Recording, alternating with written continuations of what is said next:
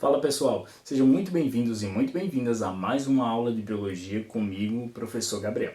Na nossa aula de hoje, vamos fazer uma análise deste cladograma que representa uma das propostas que justificam a evolução dos animais. Através dessa proposta, vai ser possível conhecer um pouquinho sobre os filos que a zoologia estuda e mais compreender como seria a provável aquisição de características para que esses filos fossem eclodindo, beleza? Então, sem mais delongas, vamos partir para o conteúdo que hoje vocês irão aprender um pouco mais sobre a evolução dos animais.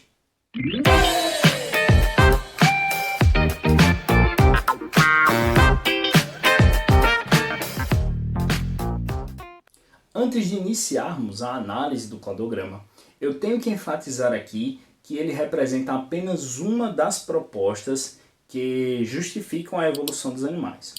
Por que você está o tempo todo dizendo que é uma proposta, Gabriel?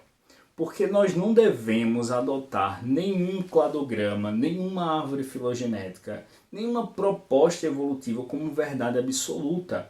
Afinal de contas, nós não vimos o processo inteiro acontecer na íntegra. Nós ainda estamos estudando e tentando compreender como de fato ele aconteceu. Todos os dias, os cientistas surgem com novidades acerca da evolução dos animais. Portanto, não podemos adotar uma verdade absoluta. Ainda estamos estudando, ainda estamos desenvolvendo árvores filogenéticas, propostas de cladogramas interessantes para melhor ajustar as características evolutivas e os grupos que existem na contemporaneidade e até mesmo que já existiram no passado do nosso planeta Terra. Mas hoje nós vamos apresentar uma das propostas que comumente é utilizada pelos professores do ensino médio, principalmente pela própria conformidade didática dessa proposta. Afinal de contas, a sequência de filos que ela traz é tão legal para ser abordada em sala de aula que os livros didáticos trazem essa proposta, os professores trazem essa proposta, embora ainda se tenha notícia de novas propostas que trazem melhor a evolução dos animais como uma abordagem ali didática bacana para o ensino médio, essa aqui ainda prevalece muitas vezes. Então talvez teu professor utilize essa aqui, talvez ele não utilize. E eu quero deixar desde já bem claro neste vídeo que vão existir outros vídeos em que eu vou falar de outras propostas evolutivas. Mas neste aqui eu resolvi adotar essa proposta pela sua dinamicidade e pela didática que ela traz na apresentação dos filos, beleza? Então não vou ficar papeando aqui sobre a proposta em si, mas sim do que ela traz consigo, o conteúdo, beleza? Então vamos começar a nossa análise. A princípio, vamos estabelecer aqui uma diferença show de bola entre cladograma e árvore filogenética. Eu vou tentar diferenciar do modo mais simples possível para ti, beleza? A árvore filogenética vai considerar os ancestrais, vai considerar as características evolutivas e vai considerar também os grupos que foram resultado dessa aquisição de características. Contudo, a árvore filogenética considera mais um elemento que é de fundamental importância, mas que o cladograma tenta não apresentá-lo para ser mais simples. Que elemento é esse, Gabriel? O tempo. O tempo é ilustrado também numa árvore filogenética, mas um cladograma não sente a obrigação de apresentar o tempo na sua proposta visual, até porque o cladograma ele tem como intenção apresentar a característica evolutiva, a relação dos ancestrais com os grupos da contemporaneidade de uma forma simples, rápida e prática, beleza? Então, isso aqui que nós estamos vendo desenhado no quadro é um cladograma, não considera tempo, sacou? Já a árvore filogenética consideraria. Visto que este cladograma tenta representar aí as características evolutivas e os grupos animais que são apresentados na forma de filo, nós vamos começar aqui, ó, na base do cladograma, falando do ancestral comum. Um organismo que compartilhava, no passado, de características que propiciaram o surgimento dos múltiplos filhos que vamos analisar como sendo resultado da aquisição de caracteres evolutivos. Sacou? Então, no passado existia um ancestral comum. Esse ancestral apresentava as características básicas ou características gerais dos animais. Hoje sabemos que os animais têm 4 características gerais. São elas a multicelularidade, que vamos citar aqui no nosso cladograma, mas já, além de termos também um grupo de células eucariontes fazendo parte desse organismo multicelular. Além do mais, essas células são heterótrofas e aeróbias, o que significa dizer que elas são eucariontes, são heterótrofas e são aeróbias. Se elas são eucariontes, significa dizer que elas apresentam um envoltório nuclear. Esse envoltório nuclear vai constituir o núcleo da célula. Portanto, são células com núcleo. Além disso, são células heterótrofas, ou seja, que não são capazes de sintetizar seu próprio carboidrato energético. Portanto, tem que obtê-lo através da nutrição. Então, são organismos que precisam se alimentar de outros seres para obter seu carboidrato energético. E, consequentemente, para catabolizar esse carboidrato energético e conseguir obter o ATP, a adenosina trifosfato ou trifosfato de adenosina, sua molécula energética, vai fazer uso de quem? Do oxigênio, sacou? Então, é um organismo aeróbio. No passado, acredita-se que o ancestral comum não tinha multicelularidade. Na verdade, era um indivíduo bem parecido com o que hoje nós chamamos de protozoário, mas ainda distante do que hoje conhecemos como protozoário. E esse organismo, ele apresentava células coanoflageladas. Então, células com um flagelinho, com uma caudinha. Ele conseguia se locomover, mas em alguns momentos ele costumava apresentar a formação de colônias. Então, uma colônia de coanoflagelado, ou seja, um grupo de coanoflagelados que se colava ali, uns nos outros para garantir uma melhor condição de sobrevivência, teria dado origem a todos os animais que conhecemos hoje. Mas, a princípio, eles eram o quê? Colônia.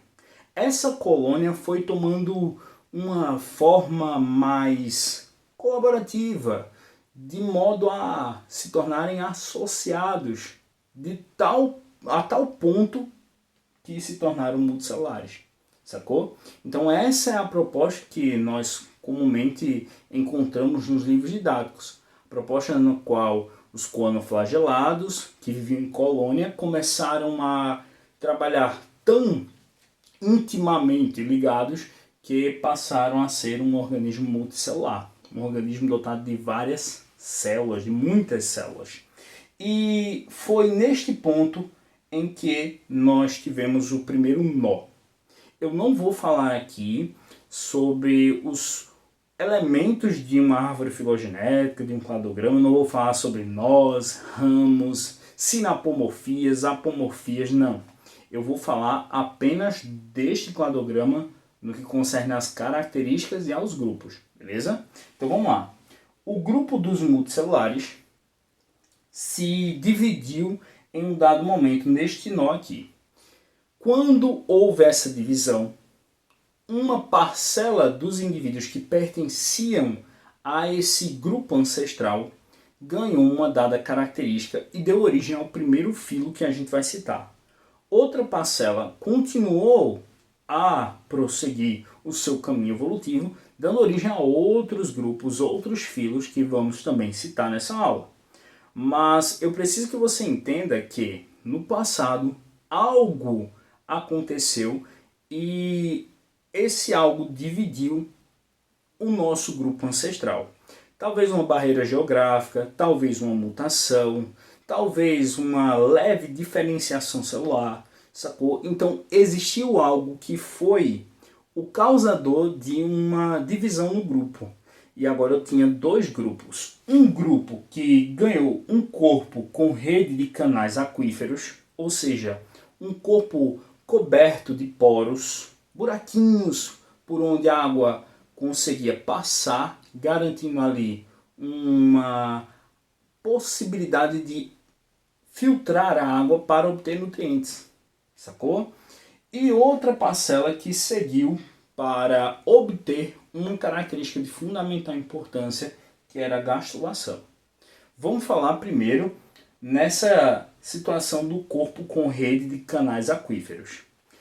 É importante destacar que o ancestral comum, ele conseguia, em sua fase embrionária, realizar blástula, certo? Ele formava a blástula, ele sofria a blastulação. Então, a princípio, eram animais que tinham blástula, mas continuaram a ter essa blástula seguindo por este ramo. Ao passarem para este ramo de cá, sofreram gastrulação. O grupo que continuou com a blástula ganhou esse corpo cheio de buraquinhos. Além disso, eles não conseguiram desenvolver tecidos verdadeiros. Se eles não conseguiram desenvolver tecidos verdadeiros, então eles ficaram conhecidos como ablásticos, certo? Então, o grupo que nós hoje denominamos de filoporífera é um grupo representado por esponjas do mar, principalmente, e essas esponjas apresentam corpo com rede de canais aquíferos. Além disso, são o que nós chamamos de ablásticos, ou seja, não formam tecidos diferenciados, não tem diferenciação tecidual, embora possuam duas camadas celulares que nós vamos compreender nas aulas de poríferos especificamente, mas não tem diferenciação tecidual a ponto de ter tecidos verdadeiros. Então, preste bastante atenção, os poríferos têm um corpo com rede de canais aquíferos, são ablásticos, têm várias células e eu vou dar um toquezinho a mais aí para vocês. Eles apresentam seu estágio larval flagelado, sacou? E são considerados também parazoários, ou seja, organismos sem tecidos verdadeiros. Beleza? Então essas são as características do filoporífera. E nesse ponto eu quero dar um toquezinho para que vocês compreendam como obter mais informações a partir dos cladogramas. Quando você analisar um dado indivíduo, um grupo de indivíduos aqui na ponta do ramo, vai seguindo o caminho de volta para entender quais são as características deles. Então, corpo com rede de canais aquíferos, multicelularidade. Beleza? Além disso, a gente já destacou outras características que eu não vou tornar a repetir. Mas tu já sabe que tem essa possibilidade de identificar as características voltando ali na linha do cladograma. Seguindo, houve um outro grupo que obteve a gastrulação. A gastrulação traz consigo a possibilidade de diferenciação tecidual.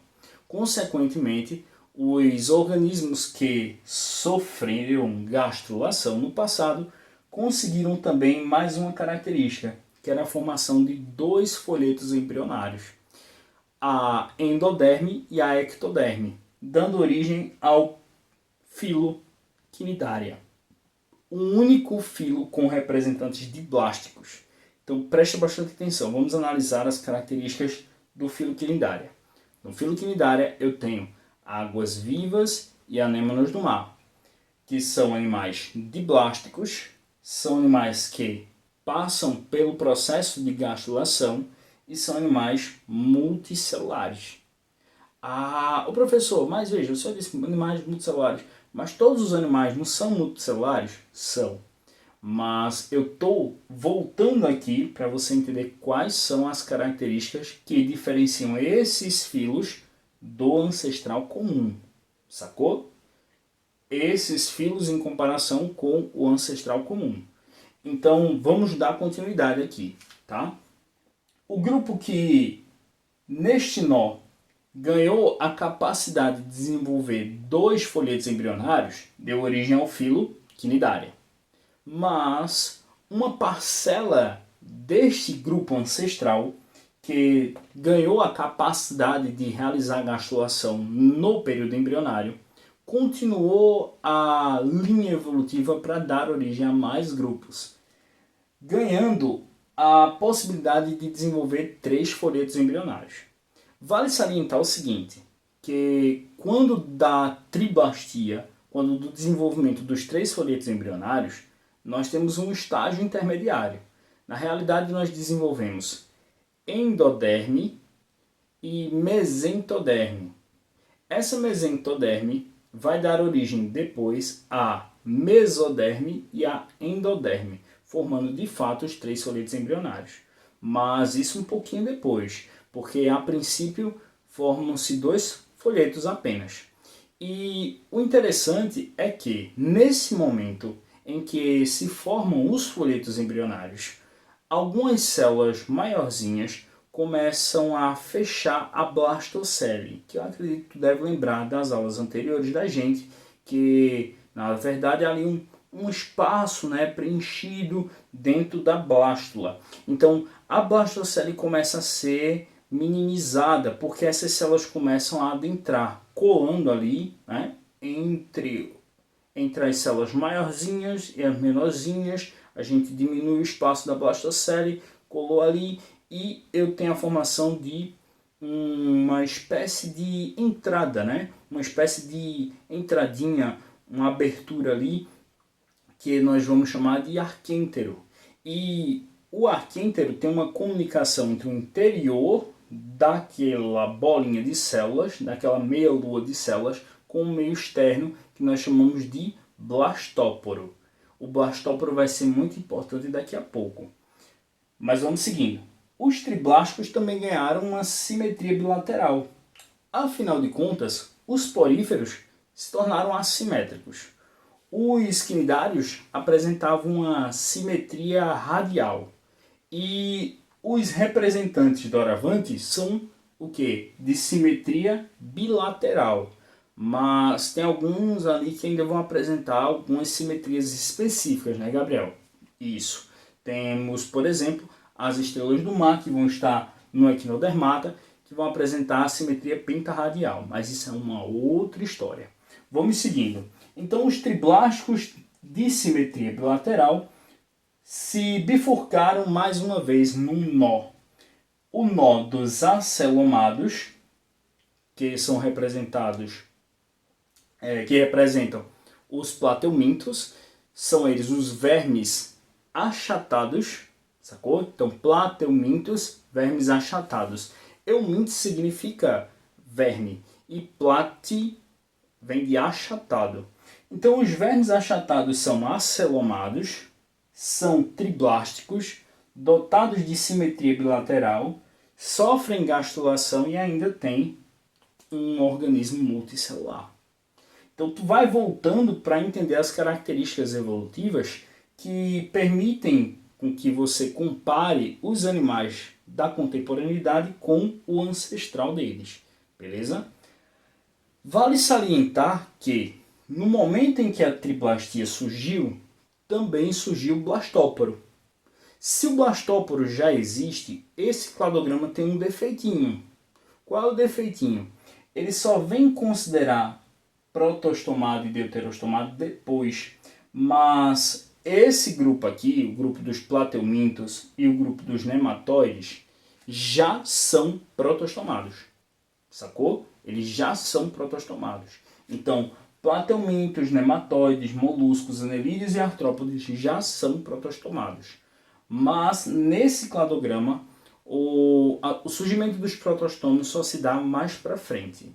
Beleza? Eu estou enfatizando isso para tu não te perder aí quando tu pegar um livro didático, quando tu pegar um resumão na internet, que tu deparar com essa informação e disser, mas Gabriel não mencionou. Mencionei que plateumintos e nematóides são protostomados, mas que eles só ganham essa ênfase em outros cladogramas. Sacou? Nesse aqui a gente não enfatiza que eles já são protostomados. Seguindo aqui, nós temos a formação de uma cavidade corporal. Essa cavidade corporal, a princípio, não chega a desenvolver-se com um revestimento de mesoderme. A mesoderme não ajuda completamente na formação dessa cavidade interna. E, portanto, sabendo que uma face dessa cavidade interna é revestida pela mesoderme e outra face não é revestida, nós temos a formação dos pseudocelomados, organismos que vão apresentar ali uma cavidade, mas que essa cavidade não vai ter o revestimento por completo de mesoderme. E isso é muito importante, porque os acelomados são organismos que não apresentam o celoma, acelomado. Ou seja, não apresentam uma cavidade que vai propiciar a formação, muitas vezes, dos órgãos viscerais. Por não apresentarem o celoma, eles são internamente maciços. Isso a gente já conversou em outras aulas. E os pseudocelomados não vão ter a formação dessa cavidade de fato. Portanto, embora exista ali o pseudoceloma, mas ainda não é de fato aquilo que vai permitir a formação de uma porrada de estruturas que a gente vai ver a seguir. Beleza? Então surge o grupo dos nematóides, que são pseudocelomados, têm cavidade corporal, são triblásticos, têm simetria bilateral, realizam o fenômeno da gastrulação e ainda são organismos multicelulares. Os nematóides, vocês já sabem, são representados pelos vermes cilíndricos. Seguindo, moluscos, anelídeos e artrópodes são considerados protostomados, mas a gente acabou de citar que plateumintos e nematóides também são protostomados. Mas o que é de fato ser um protostomado? Bom, nós sabemos que desde a triblastia eu tenho a formação do blastóporo. O blastóporo é aquela cavidadezinha que vai conectar o arquêntero ao meio externo. E aquele blastóporo pode dar origem à boca ou ao ânus inicialmente. Alguns pensam que ele só forma isso. Não. Ou ele forma primeiro a boca, ou ele forma primeiro o ânus. Se ele formar primeiro a boca, o animal é protostomado. E aí, consequentemente, ele pode ser plateuminto, nematóide, molusco, anelídeo ou artrópode. Beleza? Mas, claro, esses três aqui são evidenciados neste cladograma como sendo de fato protostomados. Mas, para surgirem os protostomados neste cladograma, foi necessário que o celoma de fato se desse.